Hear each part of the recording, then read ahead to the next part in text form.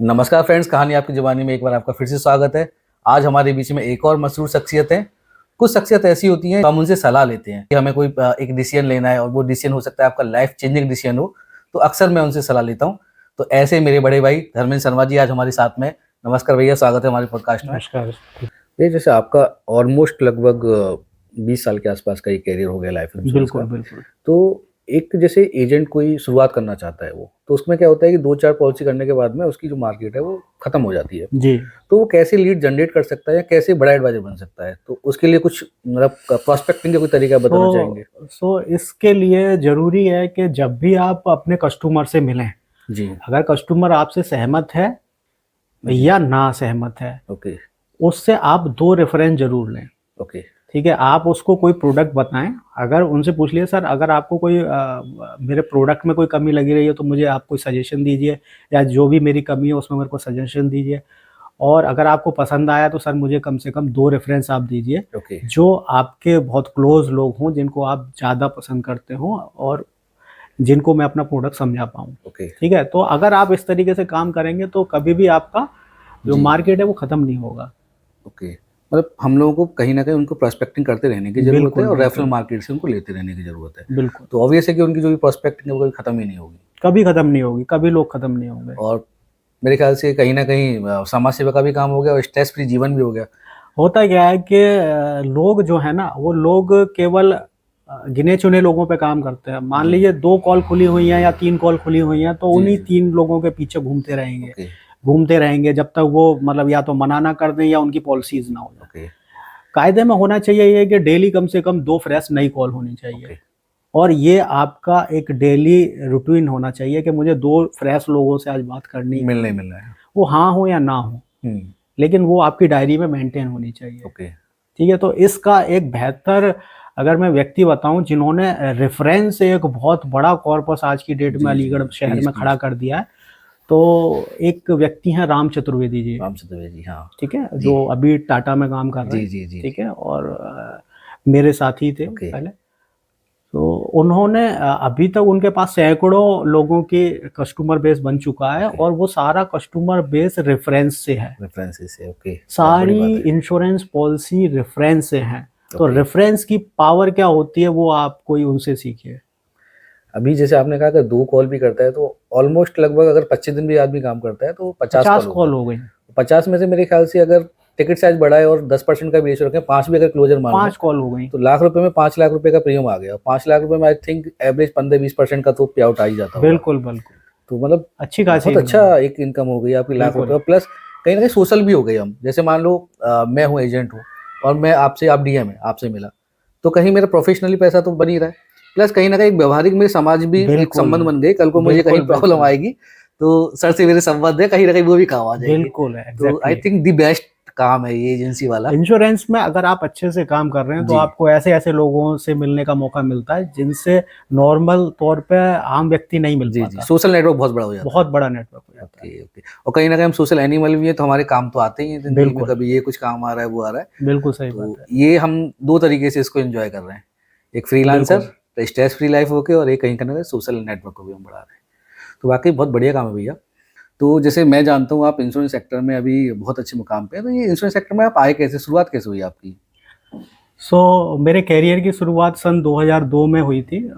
Starting में मैंने एक सहारा इंडिया एक कंपनी हुआ करती थी, जी, तो जी। वहाँ पे मैंने स्टार्टिंग में सारा आई आरडी-एफडी थिंक प्रॉपर्टी की थी या एफडी-आरडी की या थी? ये रियल एस्टेट में भी थी और ये हाउसिंग सेक्टर में भी काम ओके, करती ओके। थी। सो यहाँ पे आरडी-एफडी, एमआईएस और हाउसिंग का काम होता था। जी, इसके बाद सन 2005 में मैं एलआईसी जॉइन करने के लिए मुझे बताया किसी ने। ओके। तो मैं एलआईसी का काम करने के लिए लगभग 18 दिन की ट्रेनिंग होती थी वहाँ ओके। पे। वो मैंने ट्रेनिंग पूरी ले ली थी एलआईसी की, जी, जी। बट उसी दरमियान मेरा एक फ़ास्ट फ्रेंड है ओके। मिस्टर चंद्रशेखर।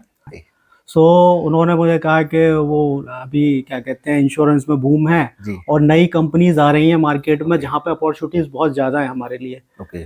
सो उन्होंने मुझे राय दी कि एक कंपनी है टाटा एआई है, टाटा एआईजी नाम था उस समय। ओके, सो ब्रांचेस थी नहीं, उस समय जो ब्रांच थी वो लखनऊ में थी। ओके। ये कौन-सी सन की बात है भैया? ये सन 2005 की बात ओके, है।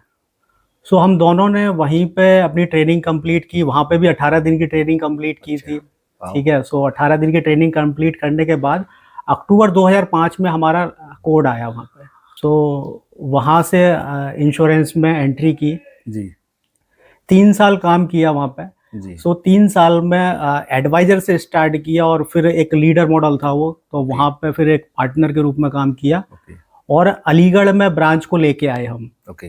ठीक है, पहले ब्रांच नहीं थी यहाँ पे? पहले ब्रांच ओके नहीं थी यहाँ पे। सो अलीगढ़ में लॉन्चिंग मैंने ही की थी यहाँ पे, मैंने और सीएस ने। ओके। सो अलीगढ़ में जो आज आप ब्रांच देख रहे हैं, जी जी है ना, तो वो हमारी ही लाइव ही ब्रांच है और तब से अब तक ना जाने कितने मैनेजर आए और गए, जी। लेकिन वो ब्रांच वही की वही है। वही की वही। कौन सी सन की बात है ब्रांच आई थी जब? ये सन 2008 में ब्रांच आई थी। यानी 3 साल आपने फिर बिना ब्रांच के ही काम किया था? बिल्कुल। ओके उस समय आगरा में ब्रांच आ गई थी, सो जी। आगरा से अप डाउन करते थे, आगरा में काम करते थे वहाँ पे। ओके तो आगरा में ही एक मीटिंग में वहाँ पे कंट्री हेड आए थे, जी तो वहाँ पे उनसे हमने प्रश्न किया जी। कि हमें अलीगढ़ में ब्रांच चाहिए, आप हमें हमसे क्या चाहते हैं। अच्छा तो उन्होंने कहा आप जिस दिन 100 रिक्रूटमेंट कर देंगे ओके उस दिन हम ब्रांच दे देंगे। ओके तो मेरे लीडर मेरे साथ थे उस समय, ओके 5-6 लीडर मेरे साथ थे। जी तो उसमें से मेरे एक लीडर ने कहा कि सर इस महीने की 30 तारीख तब होगी जब 100 रिक्रूटमेंट पड़ जाएंगे। अरे वाह। तो लगभग 15 तारीख के आसपास थे और हमारे लगभग 50 रिक्रूटमेंट जा चुके थे। उसी समय अप्रूव कर दिया था उन्होंने, तो अलीगढ़ में काम स्टार्ट हो गया था ब्रांच के लिए। ओके बहुत बढ़िया। तो ये देखा जाए तो एक तरीके से मतलब आपने चैलेंज ले लिया था कि भाई करना है और लाइफ में जी 100 जी जी कोड लाना बिल्कुल। मतलब कोई मजाक बात नहीं और होती। बहुत अर्ली एज में ही जब स्टार्ट किया था, मेरी उम्र शायद 24 वर्ष की थी उस समय। ओके और उस समय मेरे पास मेरी टीम में डायरेक्ट इनडायरेक्ट हजारों लोगों की टीम हो चुकी थी। टाटा में वो एक रिकॉर्ड था, जी। अलीगढ़ में अगर कोई टॉप लेवल देखा जाता तो मेरा नाम आता था। धर्मेंद्र भैया का देखा जाता है और मेरे बाद मेरे जो टॉप पिलर थे उसमें रामेश्वर यादव ओके और mister Nishad, okay. Jaswant Nishad, okay Sandeep Jadaun, okay Rajiv Gangwal. Okay ठीक है, तो ये चंद्रकेश यादव, ये जी। मतलब बड़े नाम थे ओके जिनके नीचे ये सारा प्लेयर खड़ा हुआ। जिनकी नीचे अपनी टीम काम करती रही। ओके तो उस समय के भैया मेरे ख्याल से ये पल्स वगैरह या और भी कंपनियां थी जो पैसा लेके मेरे ख्याल से डूब गया था या कुछ ऐसा हल्ला मचा था, तो उस समय तो बहुत टफ हुआ होगा आपके लिए टफ काम था, करना। लेकिन उसका बहुत ज्यादा इम्पैक्ट हमारे यहाँ पे नहीं आया। ओके, क्योंकि जब मैंने जो सुना था तो ये होता था कि हर इंसान ना बीमा कंपनियों को उन्हीं से कंपेरिजन कर देता था कि वो बिल्कुल। बीमा कंपनी तो पैसा लेके भाग गई भैया। बिल्कुल, और ये कंपनीज उस समय नई स्टार्ट हुई थी, तो जी। बहुत कुछ डिपेंड करता है कि आप कितने गहराई से उस कंपनी को ले रहे हो, है ना। ले रहे हो। आप खुद सेटिस्फाई कितने हो। जब तक आप किसी काम के लिए खुद सेटिस्फाई नहीं हो पूरी तरीके से, तब तक आप काम भी नहीं कर पाते। बिल्कुल। ठीक है, अगर मैं सेटिस्फाई हूँ तो मैं सामने वाले को सेटिस्फाई कर दूंगा, भले कोई भी काम हो। ओके तो मोस्टली भैया आपका जो करियर रहा है वो लाइफ इंश्योरेंस में कहीं ना कहीं लाइफ रहा में है। ही रहा है 2005 से। तो लाइफ इंश्योरेंस में कुछ आप जैसे पॉलिसियां होती हैं हमारी, तो हम कौन कौन सी पॉलिसियों को कस्टमर को रिकमेंड करते हैं कि ये पॉलिसी होनी ही चाहिए? सो ज़्यादातर हमारा फोकस टर्म इंश्योरेंस पे पहले तो सेविंग प्लान्स पे ज़्यादा रहता था, जी सेविंग और यूलिप पे। ओके आज से 10 साल पहले जी लोगों को बहुत ज़्यादा समझाना चाहे पड़ता भी था टर्म इंश्योरेंस के जी, बारे में। जी जी सो अगर 10 साल पहले की बात करूं तो सन 2014 की बात है, जी जब मैं खुद भी टाटा में एज ए एम्प्लॉय कंपनी में हायर हो चुका था। ओके ठीक है, सो जिस कंपनी में एज ए एडवाइजर स्टार्ट किया था उसमें मैं एज ए मैनेजर ज्वाइन हो चुका था सन 2014 में। बहुत बड़ी बात है भैया। सो उस समय जो मेरे ब्रांच हेड थे जी मिस्टर सारस्वत जी, तो धर्मेंद्र सारस्वत। सारस्वत जी, उन्होंने कहा कि आपने अपना टर्म इंश्योरेंस नहीं लिया है, आपको टर्म इंश्योरेंस जी। लेना चाहिए। तो उस समय बहुत ज़्यादा अवेयर हम भी नहीं थे, कि हमें भी लगता कि कहीं वेस्ट ऑफ मनी तो नहीं है, इसमें कुछ मिलना तो है नहीं, जी क्या जी हो रहा है। यही मानसिकता थी लेकिन समय पे। उन्होंने समझाया तो मैंने स्टार्ट किया, और फिर कंपनी का भी पूरा रुझान आया कि आप प्रोटेक्शन पे वर्क करें, ओके और ये ही बेसिक है, यही नीड है यही लोगों नहीं की। है, बिल्कुल तो लोगों को स्टार्टिंग में 6 महीने समझाने में काफ़ी टाइम लगा, लेकिन उसके बाद फिर लोगों को भी समझ में आने लग गया कि टर्म इंश्योरेंस क्यों जरूरी है। और असली हकीकत तब सामने आई जी जब कोविड पीरियड आया। ओके सो कोविड पीरियड में लोगों ने हेल्थ इंश्योरेंस को, लाइफ इंश्योरेंस को समझना स्टार्ट किया कि लाइफ में कितना ज़रूरी है, क्योंकि लोगों ने अपने परिवार के लोगों को जाते हुए देखा। जी जी और जी, उस पीरियड में जिन लोगों के पास इंश्योरेंस, बड़ा इंश्योरेंस नहीं था, वो जी। रोड पे आ गई फैमिलीज। या बिल्कुल। जिन्होंने हेल्थ इंश्योरेंस नहीं ले रखे थे तो वो बीमारी में पैसा इतना ज्यादा खर्च हुआ कि उनकी जो सेविंग्स थी 10 साल की वो खत्म सारी हो चली गई। गई, बिल्कुल। ठीक है, तो लोगों को समझ में आया कि इंश्योरेंस की क्या अहमियत है। उसके बाद इंश्योरेंस ने थोड़ा सा बूम पकड़ा। ओके।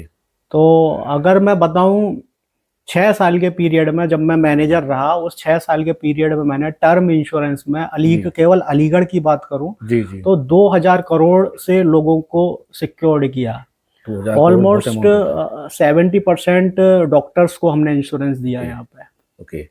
वो एक ऐसी क्लास है जो जल्दी अंडरस्टूड हो जाती है, इम्पोर्टेंस मतलब समझते हैं वो। काम सभी डिपार्टमेंट पे जी किया, जी। लेकिन डॉक्टर्स पे मतलब पूरा होल्ड हमारा रहा ओके पूरी तरीके से। ओके, बहुत बढ़िया। तो ये यूलिप प्लान में भी जैसे आपने सेल ही किए हैं, तो आज जी की डेट में से ट्रेडिशनल प्लान भी है, यूलिप प्लान भी है, और एसआईपी भी चल रही है। तो इन्वेस्टमेंट के लिए कस्टमर की सब हमेशा कन्फ्यूजन की स्थिति बनी रहती है कि करे तो करे क्या, तो जी। उसके लिए कुछ आप सजेस्ट करेंगे? मेरे हिसाब से यूलिप बेस्ट ऑप्शन है ओके पब्लिक के लिए। ओके। यूलिप में निवेश करने का बेहतरीन तरीका क्या है कि अगर कोई व्यक्ति की उम्र, वहां पे क्या है, थोड़ा मोर्टेलिटी चार्जेस की वजह से लोग डरते हैं, ओके।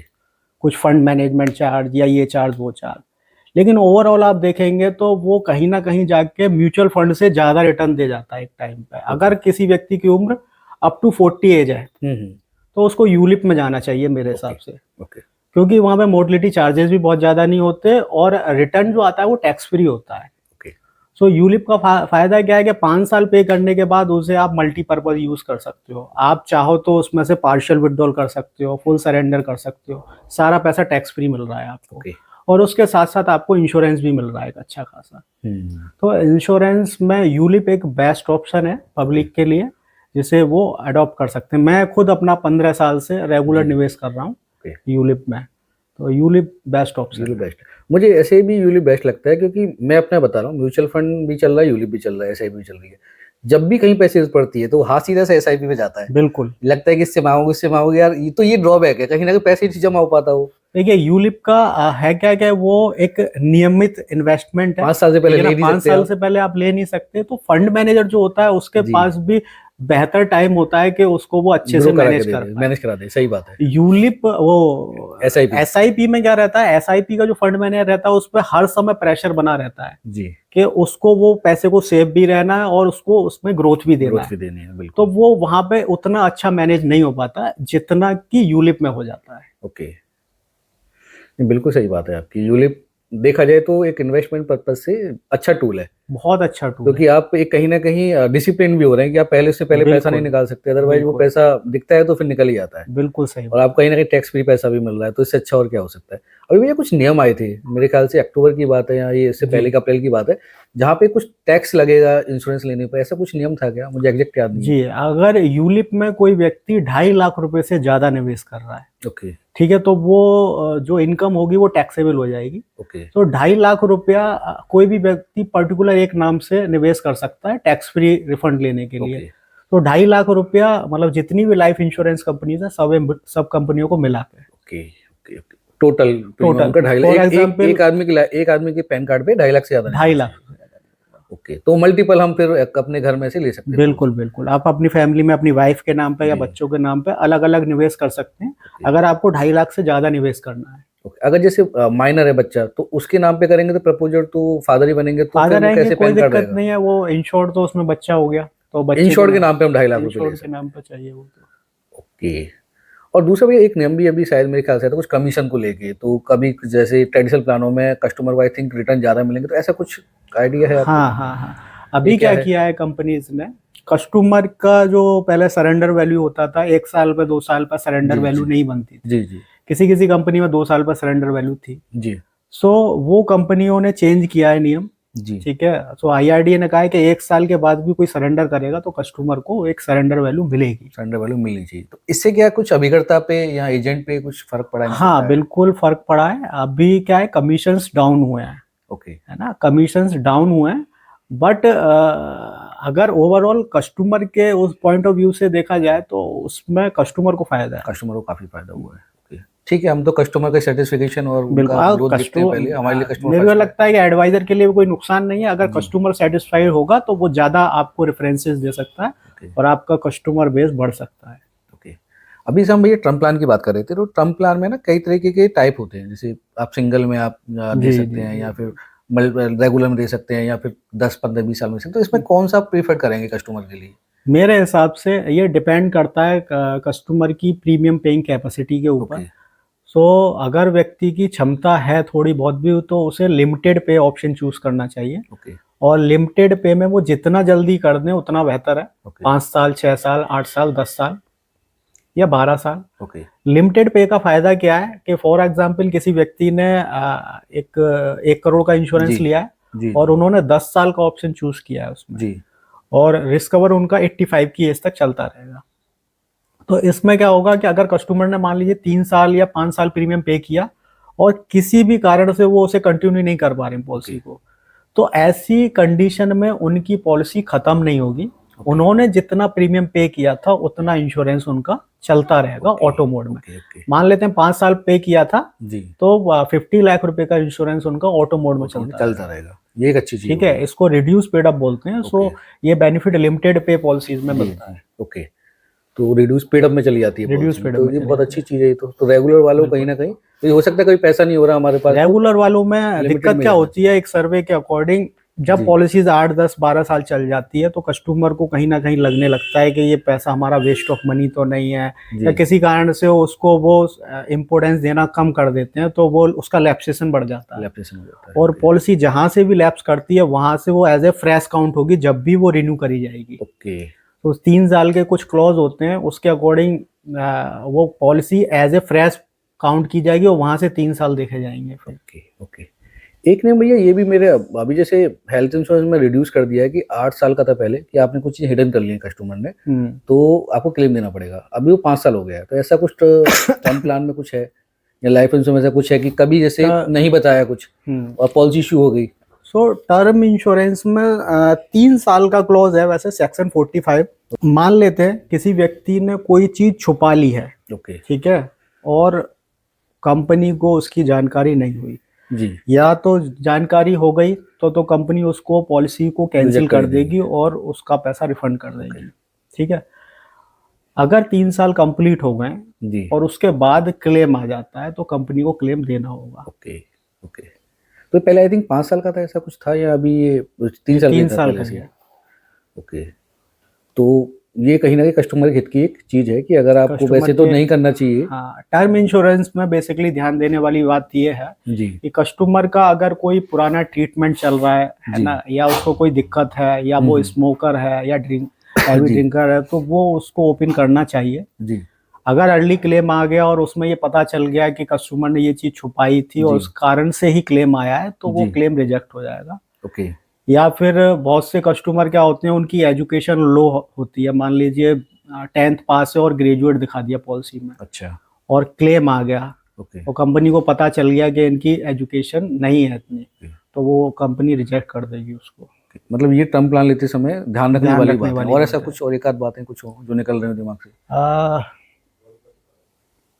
आपको इनकम बेसिकली तो, मतलब अपना इनकम का सोर्स आपका करेक्ट होता नहीं देखिए, चाहिए? लाइफ इंश्योरेंस दो ही, टर्म इंश्योरेंस बेसिकली दो ही चीज पे मिलता है, एक तो मेडिकली फिट होना चाहिए व्यक्ति और उसका इनकम प्रूफ होना चाहिए। ओके। ओके। ठीक है, बाकी तीसरा एजुकेशन। ओके। ठीक है, ये 3 चीज फुलफिल हैं तो फिर कोई दिक्कत नहीं है। ओके। ठीक है। अभी सभी पहले मैंने देखा था कि 3 4 लाख के ITR पे लोग पॉलिसी टर्म प्लान दे देते थे, तो अभी कुछ ऐसी गाइडलाइन हो गई 5 लाख का होना चाहिए या इतने से ज्यादा हाँ, होना चाहिए? ये डिपेंड करता है कि व्यक्ति की एज क्या है और वो उनकी इनकम कहाँ से आ रही है। सो मान लेते हैं कोई सैलरीड व्यक्ति है, जी। सैलरीड व्यक्ति के लिए कंपनी लाई है कि अगर 2 लाख रुपए भी इनकम है उसकी, ओके। तो उसको हम 50 लाख रुपए का इंश्योरेंस दे देंगे। ओके। बिजनेस क्लास के लिए सेम पुराना ही है, वो 5 लाख रुपए इनकम होनी चाहिए। ओके। तो कितना टाइम तक का इंश्योरेंस उसका कर सकते हैं और कैलकुलेट? वो एयरटेल 85 की एज तक ले सकते हैं। ओके। और कितना दे सकते हैं? जैसे मान लो किसी का 10 लाख का ITR है, तो मैक्सिमम वो कितना इंश्योरेंस का हकदार है? सो वो डिपेंड करता है कि व्यक्ति की एज क्या है। सो इसके लिए स्लैब बनाया हुआ है कि 18 से 35 साल का व्यक्ति है तो वो एनुअल आय का अपना 25 गुना इंश्योरेंस ले सकता है, यानी 2.5 करोड़ रुपए, अगर 10 लाख रुपए इनकम है तो। ठीक है। उसके बाद 36 से 40 का जो स्लैब है वो 20 गुना ले सकता है। जी जी। ठीक है। उसके बाद फिर 45 तक जो है वो 15 गुना ले सकता है, फिर 50 तक जो है वो 12 गुना ले सकता है, फिर 55 तक जो है वो 10 गुना ले सकता है। तो वो इस तरीके से वो तो स्लैब स्लैब बना हुआ है। वाइज का बिल्कुल कस्टमर अपने अकॉर्डिंग स्लैब के अकॉर्डिंग ले सकता है। बिल्कुल बिल्कुल और डिपेंड उसकी अर्निंग पे तो करेगा ही करेगा obvious है। बिल्कुल तो जैसे भैया अपना जो काम मेन रहता है वो कहीं ना कहीं, जैसे आप भी एजेंट थे, तो एजेंट के सराउंडिंग में हमारा काम होता है, क्योंकि बिल्कुल फेस वैल्यू तो बिल्कुल सबसे पहले उन्हीं की जाती है बिल्कुल और हम सही कहीं बात ना है, कहीं उन्हीं की मार्केट को कैश करते हैं। बिल्कुल सही बात है। तो इसमें एजेंट को क्या की भूमिका ज़्यादा इंपॉर्टेंट रहती है। बिल्कुल। तो ऐसा कुछ कभी आपका एक्सपीरियंस या आप भी एजेंट रहे हैं तो आपको कुछ कोई ऐसी कोई कहानी या कुछ ऐसा याद आ रहा हो कि यार ये अगर सबको ऐसा होना चाहिए, ऐसा करना चाहिए एज एजेंट, अगर वो इस काम में आना चाहते हैं तो? देखिए एजेंट्स का प्राइमरी अंडर राइटर होता है। Okay. सो कंपनी उसको एज ए अंडर राइटर मानती है कि वो, क्योंकि इंश्योरेंस जो है वो गुड फेथ पे बिकता है जी है जी ना, अटमोस्ट गुड फेथ पे काम करता है। तो अगर हम किसी कस्टमर से मिल रहे हैं जी। तो उससे हमें उसकी जानकारी लेनी चाहिए ओके। कि उनका कोई ट्रीटमेंट तो नहीं चल रहा है, कोई बीमारी तो नहीं है, किसी बीमारी को वो छुपा तो नहीं रहे, केवल बीमा इसी पर्पज से तो नहीं लिया जा रहा है ना, प्री प्लान तो नहीं किया जा रहा है। तो अगर आपको कोई चीज़ पता है तो उसको आप मना कर दीजिए अगर उसको कोई गंभीर बीमारी है तो, क्योंकि होता क्या है कि आपकी सालों की मेहनत जरा सी लालच में ख़त्म हो जाएगी।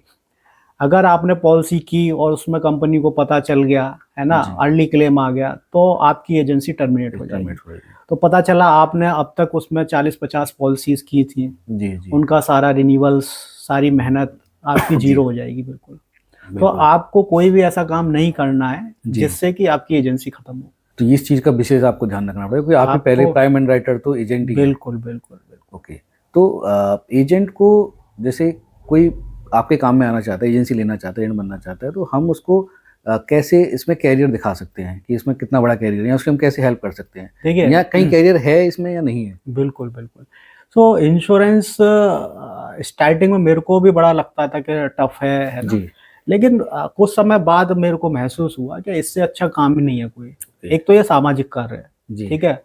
सो अगर आप नीड बेस्ड सेलिंग कर रहे हैं है Okay. ना, अब जैसे कि मान लेते हैं किसी कस्टमर की नीड है रिटायरमेंट और उसको हम पिच कर रहे हैं चिल्ड्रन प्लान या कोई अदर प्लान, तो वो आपस में चीजें मैच नहीं करेंगी, कॉन्फ्लिक्ट है हो ना। रही है। जी। तो इसी वजह से जो इंश्योरेंस है वो कम हो पाता है। तो Okay. बेसिक नॉलेज पहले बहुत जरूरी है। होता क्या है कि इंश्योरेंस में जो एडवाइजर्स हैं उनको बेसिक नॉलेज नहीं होती और वो बस कह देते हैं कि एक पॉलिसी चाहिए आप। जी जी जी। सबसे पहले जरूरी होता है कस्टमर की नीड को जानना। Okay. उसकी एक्चुअल में नीड क्या है, जी। उसकी जो नीड है, अगर उसको प्रोटेक्शन की नीड है तो उसे प्रोटेक्शन दिया जाए, अगर बिल्कुल। उसको कोई इन्वेस्टमेंट करना है तो यूलिप प्लान दिया जाए, Okay. चिल्ड्रन प्लान की नीड है तो चिल्ड्रन प्लान।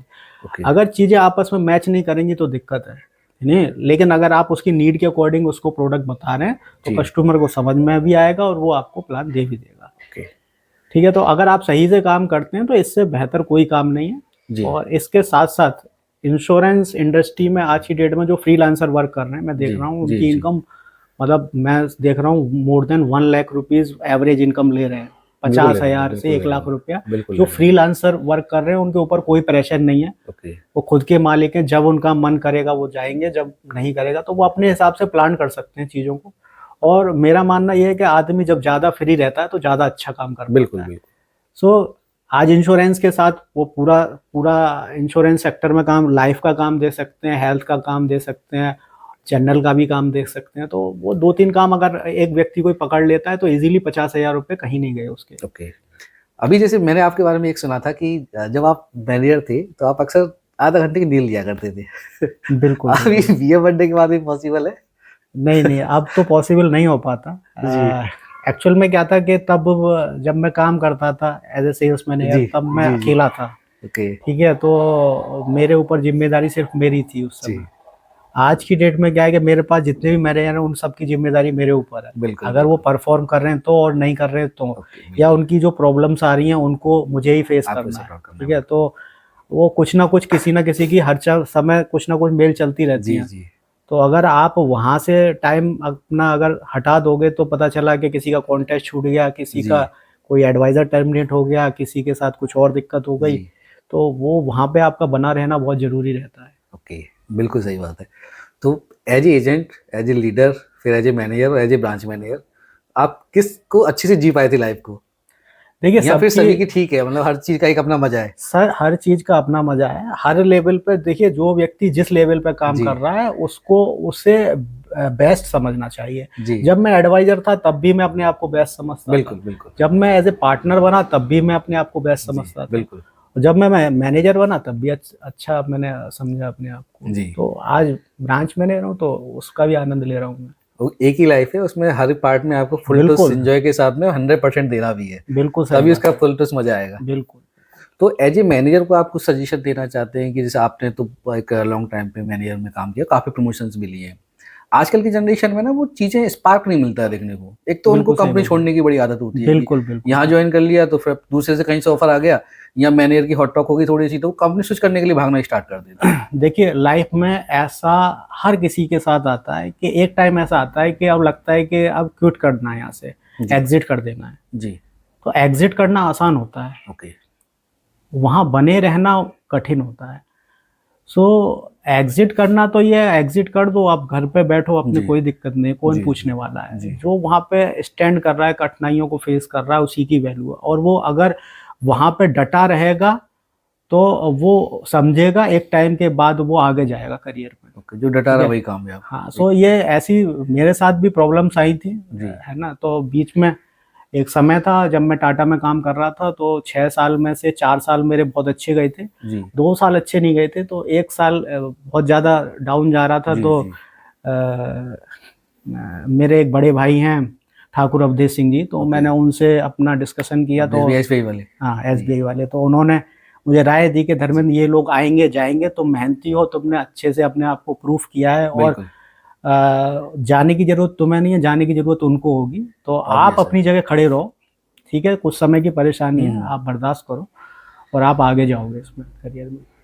तो समय समय में बड़े भाइयों का बड़ा हम्म। योगदान रहता है। तो उस समय मैं डटा रहा, जी उसकी बदौलत ही मैं टाटा में भी मैं मतलब टॉप लेवल, बिल्कुल निचले लेवल से लेके जो बीएच लेवल था वहाँ तक प्रमोट हुआ था। जी लेकिन वहाँ पे मेरे को कोई भी मतलब टीम जी हैंडलिंग नहीं थी। जी जी। ठीक है, तो उसके बाद फिर मैं एचडीएफसी में आ गया। ओके। तो भैया अपना जैसे जो काम है, कहीं ना कहीं कस्टमर ओरिएंटेड काम है, तो फ्रस्ट्रेशन भी होता ही है, क्योंकि हम्म। 100 तरह की चिकचिकबाजी होती बिल्कुल है। बिल्कुल बिल्कुल। ऊपर बॉसेस का भी प्रेशर है, सेल्स आपको करके ही देनी है, और ये ऐसा काम है कि जहाँ पे एक तरीके के जो कनस्तर होते हैं ना, उसका बिना पहने का, तो जैसी 12 बजी वो दूसरा दिन का फिर क्या होगा, भले ही आपका दिन बहुत बिल्कुल अच्छा गया पहले वाला, बिल्कुल सही लेकिन बात हर है। दिन चाहिए। तो आप अपने आप को फ्रस्ट्रेशन या फिर वर्क लाइफ में जो बैलेंस है वो कैसे मैनेज कर पाते हैं, या उसके लिए कोई सजेशन, कोई ऐसा भी परेशान व्यक्ति हो सकता है जो आपकी बात सुन के मोटिवेट हो? देखिए मेरे साथ क्या है ना, वर्क लाइफ बैलेंस बनाने में बहुत ज़्यादा दिक्कत इस वजह से नहीं होती, जी। क्योंकि घर के बहुत सारे जो काम है वहाँ से मैं बच जाता हूँ। ओके। भाभी क्योंकि जी हैंडल कर जैसे लेती कि हैं। वाइफ हो गई या मेरे बड़े भाई, बड़े भाई है हो, ना। ओके। होता क्या है कि जैसे घर के जो भी काम है, मतलब सामान लाना है या जी जो भी चीज़ें हैं, वो भाई जी। साहब मैनेज कर लेते हैं। ओके इसके अलावा बच्चे जो हैं वो भाई साहब के साथ ही चले जाते हैं ओके सेंट फिजिलिस में, ओके ओके। क्योंकि भाई साहब वहाँ टीचर हैं।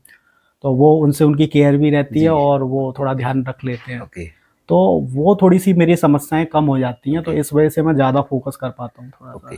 ओके। तो ये कहीं ना कहीं एक गॉड गिफ्टेड चीज है गॉड जो गिफ्ट हमेशा चीज़ बनी है, रहे और आपके ये लिए। मतलब ये बेनिफिट है जॉइंट जी, फैमिली का। जॉइंट सो फैमिली का। आज की डेट में सब क्या है ना, सेपरेट होते जा रहे हैं। हम्म सो हम्म जॉइंट लाइफ के क्या फ़ायदे हैं, जो फैमिलीज़ रह रही हैं आज की डेट में, अगर आप उनसे जी। पूछेंगे तो ज़्यादा नहीं, अच्छा बिल्कुल बिल्कुल आपकी बात सही है कि जॉइंट फैमिली का एक अपना मजा है कि आपके बहुत सारे काम बढ़ जाते हैं, है। बिल्कुल, और आप प्रायोरिटी जो आपकी है उसको आप फोकस कर सकते हैं। बिल्कुल, बिल्कुल। तो जैसे होता क्या है कि अ, आप अपने आप को मोटिवेट कैसे रख लेते हैं? जैसे आपने जब एजेंट थे तो कहीं ना कोई आपके कोई किसी को चीज़ को आप मोटिवेट होते होंगे किसी से, हुँ। मैनेजर थे तो किसी ना किसी से मोटिवेट होते होंगे, आज की डेट में होंगे, तो ऐसी कौन सी चीज़ आपको जो मोटिवेट करके रखती है देखिए और आपको मैं प्रमोशन पे प्रमोशन दिलाती जाती है? मैं लाइफ एग्जाम्पल देख के और मोटिवेशनल वीडियो देख के बहुत प्रभावित होता हूँ। ओके। ठीक है, सो लाइव एग्जाम्पल ज़्यादा पसंद करता हूँ। तो जैसे कि मेरे सीनियर हैं जी मिस्टर मनीष उपाध्याय जी, जो जी जी। पहले टाटा में भी मेरे सीनियर ही थे। ओके। ठीक है, सो उनके फादर का एग्जाम्पल वो देते हैं। वो एलआईसी में क्लब मेंबर, जी। मतलब बड़े क्लब मेंबरशिप में थे। ओके। और उनके साथ लाइफ में कितनी कितनी तकलीफें आई, उनको जी। कैंसर हो गया, उनका ओके। फ्रैक्चर हो गया, लेकिन उन्होंने अपनी जिंदा दिली से अपने आप को पूरा ठीक कर लिया जी। एक टाइम के बाद, और ओके। अपना काम मतलब ऐसी परिस्थिति में भी अपने काम के प्रति वो जुनून रहता था, जोश रहता था उनका। ओके। सो किसी भी काम को करने के लिए आपका जुनून और जोश बना रहना चाहिए। ओके। अगर आपका जोश है, जुनून है, तो आप देखिए, अगर कोई क्रिकेट मैच है, अगर कोई खिलाड़ी मैदान पे उतरा है और वो ऐसे ही चला गया जी। बिना वार्म अप के और ऐसे ही थोड़ा, तो वो उसमें वो चीजें नहीं दिखाई देंगी आपको, बिल्कुल। है ना। तो जोश आपका जरूर होना चाहिए। ओके। गोल सेटिंग और आपकी जोश गोल हमेशा रहना सेटिंग चाहिए, और जो आपको जोश, मोटिवेट करती है। बिल्कुल बिल्कुल। अदरवाइज कोई गोल ही नहीं होगा तो अब फिर बहुत से भागा लोग दौड़ी क्या किसके होते हैं, लिए बिना करेंगे? प्लानिंग के ऐसे ही आगे हो जाएगा, जी, नहीं जी। हुआ नहीं हुआ। ओके। लेकिन मेरे हिसाब से आपको अगले दिन की प्लानिंग एक दिन पहले नाइट में करनी चाहिए। ओके। एक दिन पहले ये सोच के करना चाहिए कि कल पूरे दिन की मेरी प्लानिंग क्या रहेगी, ओके। मुझे किन लोगों से मिलना है, किन के पास मैं जा सकता हूँ। ओके। वो एज ए एडवाइजर मैं एज ए कस्टमर सोच सकता हूँ, एज ए मैनेजर मैं एज ए अपना एडवाइजर को सोच सकता हूँ, एज ए ब्रांच मैनेजर मैं अपने मैनेजर को सोच सकता हूँ। ओके। ठीक है, तो ये प्लानिंग एक दिन पहले हो जानी चाहिए। ओके। आपका कहना भाई की बात बिल्कुल सहमत है और सहमत हूँ। और अच्छी बात है। मैं अक्सर ये देखता हूँ कि हर इंसान को ना कहीं अपनी रिक्रूटमेंट या मैन पावर वाले काम पे हमेशा काम करना होता है। बिल्कुल कस्टमर को, जो हमारा एजेंट है, उसे कस्टमर पे काम करना ही है। अगर वो बिल्कुल। बंद कर देगा तो उसका कैरियर खत्म। मैनेजर को कहीं ना कहीं रिक्रूटमेंट के लिए एजेंट चाहिए। हर व्यक्ति अपना काम करता रहे, बिल्कुल। सारे काम ऑटोमेटिक होते चले जाते हैं। तो कभी जैसे लाइफ इंश्योरेंस के कैरियर में हमेशा लगता है कि यार कब लगता है बेकार का काम है ना। बहुत सारे लोगों से सुना है वो इस नौकरी को जो करते हैं ना, तो मतलब उस दिल से नहीं कर पाते जो वो बिल्कुल। और किसी नौकरी को। जैसे अभी मैंने काफी लोगों को देखा है, जॉब कर रहे हैं, इंश्योरेंस सेक्टर में मैनेजर हैं और ठीक ठाक पोजीशन पे भी हैं, लेकिन नौकरी की तैयारी कर रहे हैं कहीं ना कहीं, या दूसरा और कुछ काम करने की सोच रहे हैं। तो ऐसा क्यों होता है? उनके लिए आप क्या सलाह देंगे कि यार देखिए, आप ग्रोथ कर भी पाओगे या नहीं कर पाओगे? देखिए मेरा मानना यह है कि आप जो भी काम कर रहे हो, इंश्योरेंस नहीं, वो कोई और भी काम हो जी, सकता है, आप अपने काम में अपना एंजॉयमेंट ढूंढिए, जी। अपने काम को एंजॉय से करिए। जी। अगर आप उसे बोरियत से और प्रेशर से समझ के करेंगे तो आपको उसमें ज़्यादा दिन काम नहीं कर पाएंगे। बिल्कुल बिल्कुल। आप अपनी चीज़ों को, अपने टारगेट को उसे एक एंजॉयमेंट की तरह लें और उसमें पूरे जोश जुनून से काम करें। तो उससे होगा क्या कि आपके टारगेट हिट होंगे तो आपको कहीं ना कहीं घूमने फिरने का भी मौका मिलेगा कंपनी साइड से, और तमाम चीज़ें बाय डिफ़ॉल्ट इंसेंटिव दुनिया भर की चीज़ें मिलेंगी जो आपको मोटिवेट रखेंगे। बिल्कुल तो आपको अपने काम में ना एंजॉयमेंट ढूंढना है, बिल्कुल। बिल्कुल बोरियत से काम नहीं करना कोई, या प्रेशर में काम नहीं करना। जी। ये सही बात है आपकी। और इस काम में तो भर भर की सारी चीजें हैं, विदेश देश घूमना। आपको मेरे हिसाब से जो कंपनी आपको टारगेट देती है उसके दुगने तिगने टारगेट खुद से लेने चाहिए अपने आप से। बिल्कुल। अगर व्यक्ति अपने आप से खुद के टारगेट लेके चल रहा है उसे कभी कोई दिक्कत नहीं होगी, दिक्कत ही नहीं होगी। और कभी वो कोई दिक्कत प्रेशर ऊपर वाला फील ही नहीं होगा, वो फिर प्यार में बदल जाएगा। कभी फील नहीं होगा उसको। वो जो डिमांड है वो फिर प्यार वाली आ जाएगी। वो फिर ये बिल्कुल। नहीं भाई करके देना है, वो फिर ये है कि यार देख लेना भाई बस तुम बस तो बस करते ही हो हमेशा। बस बस तो वो फिर आपको कहीं ना कहीं रिगार्ड आ जाता है ऊपर से। बिल्कुल वो कंपनी सोचने लगती है उस व्यक्ति के कि ये एसेट्स है हमारा। हाँ, ये इसको तो ध्यान रखना ही पड़ेगा। बिल्कुल बिल्कुल। और जो लोग ऐसा नहीं सोचते हैं फिर वो आराम गैराम होते ही रहते हैं। उनका करियर फिर वो ऐसे ही चलता है, वो मतलब जी। इधर से उधर और फिर खत्म। सही बात है। मैंने तो आपको खैर देखा ही है, आप बड़े जुझारू से काम, जब भी मैंने जैसे पहले बोला था, कभी सलाह भी ली है, जब भी मैं स्विच करने की सोचता हूँ तो भैया करना है कि नहीं करना है। तो ये वाकई आप बहुत अच्छे इंसान हैं। और ये हम्बलनेस आती कहाँ से है? मतलब बहुत सारे लोग सेल्स में अग्रेसिव होते हैं। मैंने एक से आपके अंदर हम्बलनेस देखी, एक विष्णु मिश्रा। मतलब इन दो लोगों से ना, मतलब मुझे हम्बलनेस सीखने को मिली है कि यार उसको शांत कैसे रहना है। अदरवाइज मेरा नेचर बड़ा अग्रेसिव टाइप का था। जी तो जी ये जी। कहाँ से, मतलब ये गॉड गिफ्टेड है या पेरेंट्स से आई है या फिर आपने सीखी है? देखिए, होता क्या है, ये समय के साथ ना व्यक्ति बदलता है। ओके। तो एक टाइम ऐसा था कि मैं भी बड़ा वैसा था, जी। एग्रेसिव नेचर का ओके। बहुत ज़्यादा। लेकिन लाइफ में कुछ ना कुछ घटनाएं ऐसी घट जाती हैं। तो 2008 में मेरे साथ कुछ ऐसी घटनाएं घटी, जी। मेरे जीआई एक्सपायर हो गए, ओके। भांजी एक्सपायर ओहो। हो गई, और घटनाएं हो गई। जी जी। तो फिर मैं बिल्कुल, मतलब दिमाग बिल्कुल ऐसा ही हो गया कि अब बिल्कुल न्यूट्रल रहना है। ओके। ठीक है, बहुत ज़्यादा हाइपर होने से किसी से कोई जी। फ़ायदा मिलता नहीं है। तो आप, अब मेरा नेचर जो है बिल्कुल मतलब व्यक्ति से बस मैं रिक्वेस्ट मोड में ही काम कराता हूँ। मतलब बहुत ज़्यादा एग्रेसिव होकर काम नहीं करता मैं। अब कि जी। बहुत ज़्यादा प्रेशर किसी को देना है किसी चीज़ के लिए, ये चीज़ें निकल गई हैं अब अंदर से। अगर काम करेगा तो ठीक है, नहीं करेगा तो वो भाई कंपनी निकाल देगी, कंपनी का एक सिस्टम है ये, वो ऑटोमेटिक निकाल देती है। निकल जाएगा। ओके। ये तो वाकई सीखने वाली बात है, अदरवाइज लोग सेल्स में ना बड़ा अग्रेसिव रहते हैं। बहुत जल्दी हाइपर हो जाते हैं लोग, जी। आप देख रहे हो आए दिन ना जाने कितनी घटनाएं हाँ हो हाँ रही हैं, है बिल्कुल ना। बिल्कुल। तो उससे कोई फायदा है नहीं है। पहले इंश्योरेंस सेक्टर में ये चीजें बहुत ज्यादा थी कि बहुत ज्यादा गंदी लैंग्वेज गंदी चलती लैंग्वेज थी यूज करते थे। मैनेजर लेवल पे। जी जी लेकिन अब लोगों का भी नजरिया चेंज हो रहा है, कंपनीज भी चेंज हो रही हैं, जी। है ना। तो वो एक समय की भी होता है, वो जैसा समय होता है बिल्कुल उसके आगे फिर निकल जाती हैं चीज़ें। और अभी लोग एजुकेटेड आ रहे हैं तो फिर वो उसी के हिसाब से सारी बिल्कुल चीज़ें बिल्कुल। करते भी हैं।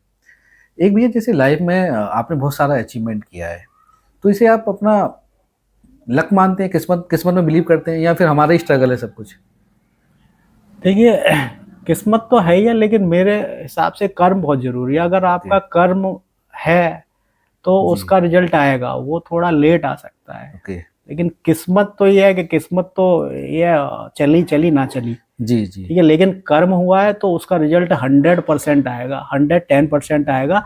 भले थोड़ा सा डिले होगा, जी लेकिन आएगा जरूर, और जब आएगा तो वो जबरदस्त आएगा। जी जी।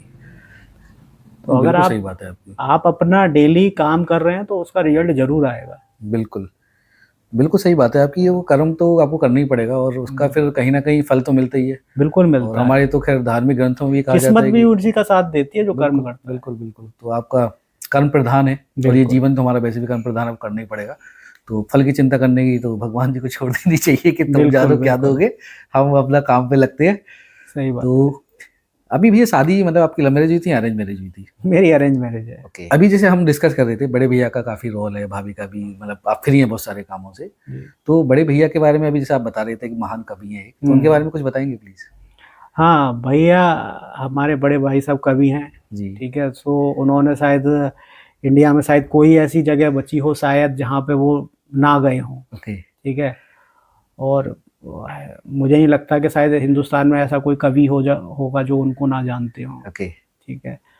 और अगर रिवॉर्ड की बात करें तो उनको मतलब तमाम मुख्यमंत्री, राज्यपाल ओके। और ना जाने कितने लोगों से मिलते रहते हैं अवार्ड अवार्ड मिले, बहुत बड़ी बात टाइम है। Two time. तो ये आप कमरा देख रहे हैं, पूरा हाँ, कमरा और मैं उनका वही देख रहा था भरा स्टार्टिंग में हुआ है। आगे कितना सो सारे ट्रॉफी इस सर्टिफिकेट्स इससे हैं। इससे इससे डबल सामान मतलब जी। भरा हुआ है अंदर उनमें, बिल्कुल बिल्कुल। ठीक है। तो भैया ऐसे उनका लेवल अलग है। भैया ऐसे कवि हैं, जी। तो ये कहीं कहीं मान लो आंटी अंकल में कुछ ऐसा था, या भैया ने ये प्रोफेशन ऐसे ही चुन लिया? वो उनका खुद से इंटरेस्ट, अच्छा, खुद उनका से पढ़ते इंटरेस्ट ज्यादा है। पढ़ते ओके। मतलब कवि आ हो गया गए उनका वो। खुद ही ओके। अपने आप। हो सकता है कि कोई महान आत्मा थी पहले जो उनके शरीर में आके आई है। तो बिल्कुल।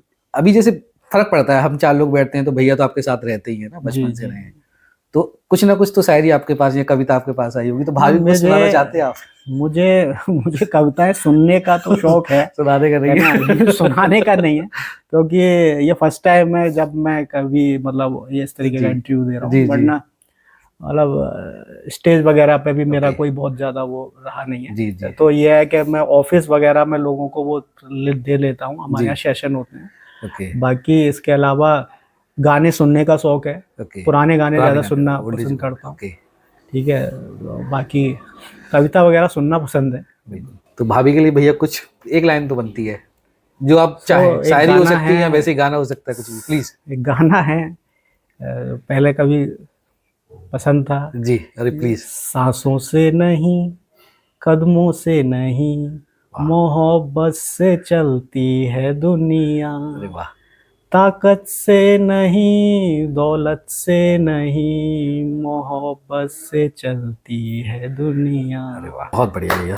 मतलब मोहब्बत के बिना तो कुछ है ही नहीं है, और बड़ी बड़ी जंगें मोहब्बत से एक सेकंड में खत्म हो जाती हैं। बिल्कुल। तो ये हकीकत है, और समाज कहीं ना कहीं डेवलप हो रहा है। पहले लड़ाई झगड़े पे हम लोग बिलीव करते थे, अगर 20 25 30 साल की बात की जाए पिछले की, तो कहीं ना कहीं था। अभी वो चीजें खत्म सी होती चली जा रही बिल्कुल हैं, सही बात है। और लोग वक्त अब प्यार मोहब्बत से झगड़ों को सुलझाना, या प्रोफेशनल में वो चीजें आ गई हैं, तो वो बिल्कुल बिल्कुल। नम्रता दिखती है। अदरवाइज डर लगता था रोड से निकलने में, कुछ कोई जब समय ऐसी चीजें बदला हो है। जाए, तो समाज काफी बदला है। इसमें भैया जैसे कुछ ऐसा मैं पूछना भूल रहा हूँ, आप बताना चाहते हो कोई मोटिवेशन स्टोरी या कुछ ऐसा आपको लगता है कि ये बताना चाहिए, इससे लोगों का भला हो सकता है, ऐसी कोई बात याद देखिए, आती है? मेरा मानना तो ये है कि आप जो भी काम करते हैं वो पूरी एनर्जी के साथ और पूरी प्लानिंग के साथ आप करिए, आप कभी फेल नहीं होंगे काम जी। में। बहुत जल्दी हताश और निराश होने की ज़रूरत नहीं है। ओके। ठीक है, अपने काम को, हो सकता है आप एक बार फेल हो गए, 2 बार फेल हो गए, जी फिर उसके बारे में एक बार सोचना चाहिए जी। ठीक से कि कहाँ कमी हुई है, उस पे काम करना चाहिए और फिर दोबारा से पूरी एनर्जी से काम करना चाहिए। ओके, निश्चित सफलता मिलेगी। आपको और कुछ ऐसा लग रहा है कि हमें बताना चाहिए? नहीं, ऑलमोस्ट सब कवर हो चुका है ना। ओके। और मेरा तो खुद का जो एक्सपीरियंस है वो इंश्योरेंस का ही है। जी जी तो इंश्योरेंस में मतलब बहुत अर्ली एज में मैं आ गया था, जी। तो बहुत जल्दी से स्टार्ट किया था और बहुत लंबे समय तक मतलब मैंने छोड़ने कभी सोचा नहीं कि जी। इंश्योरेंस को मैं छोड़ दूं, ओके। क्योंकि एज ए एडवाइज़र भी मैं देखूं तो मैंने सैकड़ों पॉलिसियां अपने सेल्फ कोड में की थी। बिल्कुल। और उसके बाद फिर जब मैं कैरियर में आगे बढ़ा तो फिर पीछे मुड़ के नहीं देखा। और मुझे लोग सोचते हैं आज की डेट में, मैं देखता हूँ बहुत पढ़े लिखे लोग, एमबीए किए हुए लड़के बोलते हैं इंश्योरेंस नहीं हो पाएगा। जी। और तो उनके लिए मैं बताना चाहूँगा ये बहुत ही वंडरफुल सेक्टर है। ओके। ठीक है, अगर आप अपनी ईमानदारी से और पूरी प्लानिंग से काम करते हैं तो इससे बढ़िया सेक्टर इससे है अच्छा नहीं कुछ नहीं काम है। करने ओके, के लिए। आप बिल्कुल अच्छी बात बोल रहे हैं और ये तो मेरा भी अनुभव हो ही गया। मैं भी लगभग आपसे थोड़ा दिन बाद काम स्टार्ट किया 2008 से। बिल्कुल और बिल्कुल। कहीं ना कहीं बीच में कभी कभी लगता है कि यार ये चीज़ें हो रही हैं, लेकिन अगर आप पेशेंस रखते हैं तो पेशेंस वाकई इससे रखिए अच्छा आप, कुछ भी नहीं है। पेशेंस रखिए। तो अप डाउन्स तो लाइफ का पार्ट है। ठीक बिल्कुल। है ना, लाइफ में आप जो भी काम करेंगे, इंश्योरेंस नहीं कोई करेंगे, कुछ और करेंगे, जी वहां पे जी। भी कठिनाइयां मिलेंगी बिल्कुल। कभी ना कभी। वो तो लाइफ का पार्ट है, उससे आप उससे आप भाग ही नहीं सकते। कैसे भी नहीं बच सकते। अभी जैसे एक मेरा दोस्त था, तो वो आईएसपीसीएस के लिए बोल रहा था कि यार मेरी तैयारी चल रही है, थोड़ा सा एज में कम है मुझसे।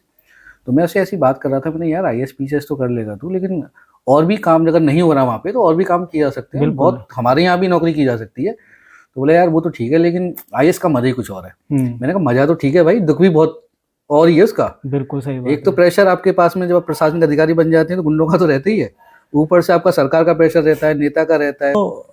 आपको ये भी उदाहरण देता हूँ कि ये मेरे जो सीनियर हैं इस समय, मनीष उपाध्याय जी जी, जी। वो आईएएस पीसीएस की कोचिंग क्लासेस करते थे, है ना। ओके। तो हुआ क्या कि उनके जो फ्रेंड सर्किल के लोग थे जी। वो सब अधिकारी हो गए ओके। और ये रह गए। ओके। और इनका फिर स्ट्रगल पीरियड चालू हुआ। जी तो उस समय इनको लगता था यार मेरे दोस्त तो अधिकारी हैं सारे, है ना, कोई नगर आयुक्त है, कोई जी कुछ जी है, कोई जी। कुछ है।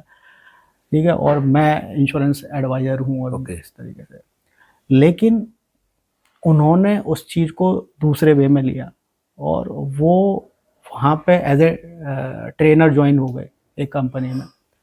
वहाँ पे काम किया, स्ट्रगल करते रहे। मतलब ये नहीं सोचा कि मेरे को अगर ये चीज़ नहीं मिली है तो अब मैं दूसरा काम नहीं जी करूँगा जी। या इससे नीचे का काम नहीं करूँगा। ओके।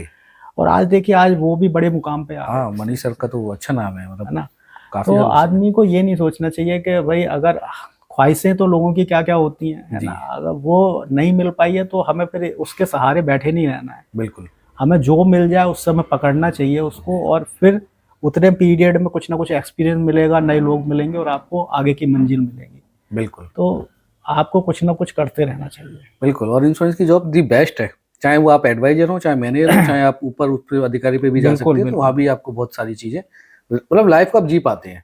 भाई। अदरवाइज ना सोशल हो पाते हैं, आप अपने काम में ही रह पाते हो। यहाँ पे सोशल भी और आप काम को भी इंजॉय कर रहे हो, बिल्कुल बिल्कुल सही बात है। देश विदेश भी घूम रहे हो कंपनी के आपको पैसे पे। घूमने फिरने का मौका मिल रहा है, आप फ्री रह रहे हो, जी है ना, आपसे कोई पूछने वाला नहीं है। जी जी। तो और क्या चाहिए लाइफ में। आप देखिए आज की डेट में कोई व्यक्ति कितना भी पैसे वाला हो, उससे कहा जाए कि वो लंदन जाएगा अपने पैसे से खर्चा करके और आना जाना, वहाँ खाना पीना रहना सहना, तो कोई नहीं खर्च करना चाहेगा। जब उसे बिल्कुल। पता चलेगा खर्चा लाखों में, जी बोले जी। इतने का तो हम यहीं घूम लेते यही हैं, है घूम ना। लेंगे, तो सही वो बात अपने है। आप को कहीं ना कहीं वो कॉम्प्रोमाइज कर लेता है कंप्रोमाइज चीज़ों कर से। लेते हैं। लेकिन इंश्योरेंस का सबसे बड़ा फायदा ये क्या है कि जब कंपनी आपको कहीं लेके जाती है तो वो जी। एज ए आपको दामाद रखती है दामाद वहाँ पे। रखती है, बिल्कुल। ठीक है, आपको लाना ले जाना रहना सहना सब 5 स्टार होटल होटल की का बिल्कुल, सुविधाएं। 5-7 स्टार होटल ठीक भी रहते हैं, है, बिल्कुल। तो उसका एंजॉयमेंट ही अलग है। बिल्कुल बिल्कुल, और कहीं ना कहीं आप ग्रुप में जाते हैं, लोगों को जान पहचानने वाले बिल्कुल होते हैं, तो बिल्कुल। एक अलग लेवल का आपका एंजॉयमेंट भी होता है। आपको अलग अलग जगह के लोग मिलते हैं पूरे बिल्कुल भारत से, बिल्कुल। उनसे बिल्कुल, मिलने का मौका मिलता है। ये बिल्कुल सही बात है। एक मेरे दोस्त है, वो हमेशा कन्फ्यूजन में, मतलब ठीक ठाक है लेकिन उसको उसको बिजनेस भी करना है। तो मैं उसे ये कहता हूँ भाई तू बिजनेस करके अब ये देखना कि अलीगढ़ में भी जो बिजनेस क्लास है, वो एक नौकरी क्लास ले लो, एक बिजनेस क्लास ले लो, वो दोनों परसेंटेज वही है, अब चरम सीमा पे जो है। बिल्कुल सही अदरवाइज बात है।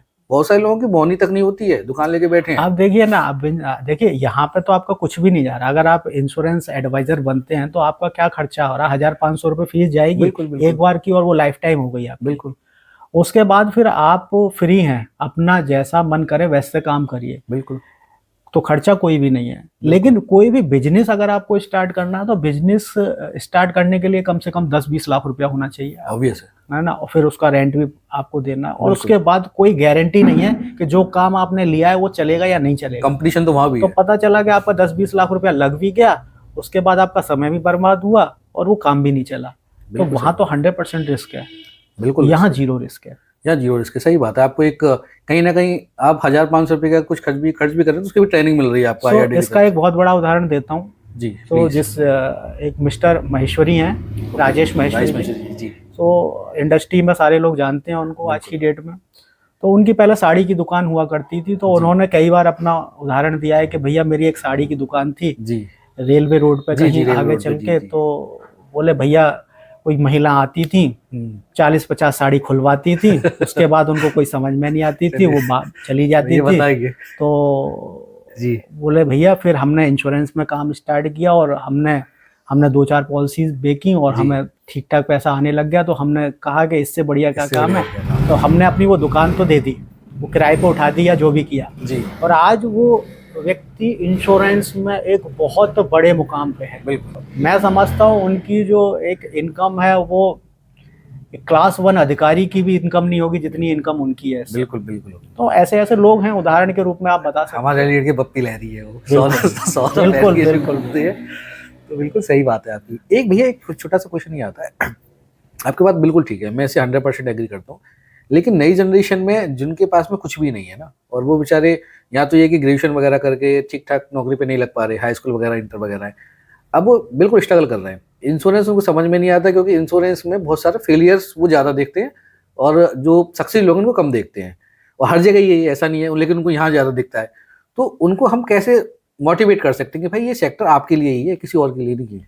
देखिए उनको एक तो जो फेलियर लोग हैं उनसे हट के सक्सेसफुल लोग हैं उनके साथ बैठना स्टार्ट करें पहले। जी। तो उनसे पूछें उनकी सक्सेस का क्या राज है, वो कैसे रेफरेंस कलेक्ट करते हैं जी। मार्केट से, वो कैसे लोगों से मिलते हैं। जी देखिए जिसको ऊंचाइयों पे जाना होता है ना, वो कैसे भी रास्ता बना लेता है अपना। बिल्कुल बिल्कुल। ठीक है ना। तो अगर वो मेहनत करेंगे तो तमाम रास्ते हैं, किसी भी गवर्नमेंट डिपार्टमेंट को आप पकड़ सकते हैं, जी वहां पे किसी के माध्यम से, किसी ना किसी के माध्यम से कोई ना कोई परिचित मिल जाता है। जी उससे कहते हैं कि सर एक मीटिंग करवा दीजिए मेरी, जी जी अपने मैनेजर की हेल्प ले लीजिए, मैनेजर से वहां पे एक मीटिंग करा दीजिए, जी कोई भी एक प्रोडक्ट ऐसा ले लीजिए जो सबकी नीड हो, प्रोटेक्शन प्लान ले लीजिए, हेल्थ प्लान ले लीजिए। ठीक है, तो वो वहाँ पे प्रेजेंटेशन दे सकते हैं, जी। वहाँ से उनको लीड कलेक्ट हो जाएंगी ढेर सारी, उनसे 1 बाई 1 फॉलो कर सकते हैं। तो तरीके बहुत हैं, जी। करने वाले के लिए तरीके बहुत हैं, और ना करने के लिए तो फिर बहाने भी बहुत बहुत हैं। है। ठीक है, सही बात है। तो जिसे करना होता है वो रास्ते बना लेता है। जी बिल्कुल। तो फ्रेंड्स आपने देख लिया, आज हम कह सकता हूँ मैं कि जैसे मैंने स्टार्टिंग में नहीं कहा था कि इंश्योरेंस की ताइकून, तो वाकई में ताइकून है। एडवाइजर से स्टार्ट किया, मतलब हर इंसान के लिए ना इंस्पिरेशन मिल सकता है, चाहे वो एडवाइजर हो, इनसे मिल सकता है, मैनेजर को मिल सकता है, ब्रांच मैनेजर से मैं हूँ तो मैं भी भैया से इंस्पिरेशन लेता रहता हूँ। तो वाकई में मिल सकता है सबको इंस्पिरेशन। तो जैसे भैया ने बताया कि आप करना चाहें तो आपके पास रास्ते बहुत ऑटोमेटिक खुल जाएंगे, और नहीं करना चाहें तो आपके पास बहानों का पिटारा है ही है। तो थैंक यू सो मच भैया, आपने इतना कीमती टाइम दिया। थैंक यू सो मच भैया। You guys, bye bye.